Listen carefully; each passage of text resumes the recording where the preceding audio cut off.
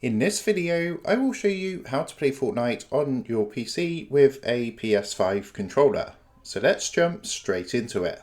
So Fortnite does offer the option for controller support, and the PS5 controller is supported. Now there's actually two ways to go ahead and connect your PS5 controller to your PC. The first method, what you can do is use the cable that came with your console and your controller. So this is just the charge cable. And all you want to do is plug this into the top of the controller. So what you can do is connect it that way and just plug it in manually like so, and you'll be able to choose your controller that way. However, if your PC does have Bluetooth, you can also connect your controller wirelessly using Bluetooth. So to connect via Bluetooth, what you're going to want to do first, I'm just going to minimize this. From your desktop, if you come down to the bottom right hand corner and you want to click onto this arrow to show your hidden icons.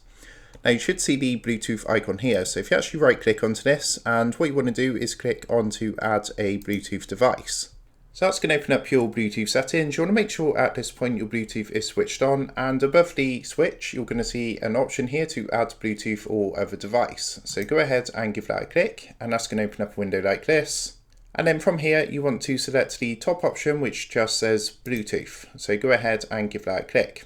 Now whilst this is scanning for your device on your PlayStation 5 controller, you want to hold down the PlayStation Control Center button and this button here, and you want to hold this at the same time for a couple of seconds. And after a couple of seconds you're going to see the blue lights are going to start flashing, which means this is now in pairing mode. So now what you want to do is come back to your PC, and as you can see it's still scanning through. If it doesn't pick it up, then what you can do is just cross this off and try this again. So add Bluetooth.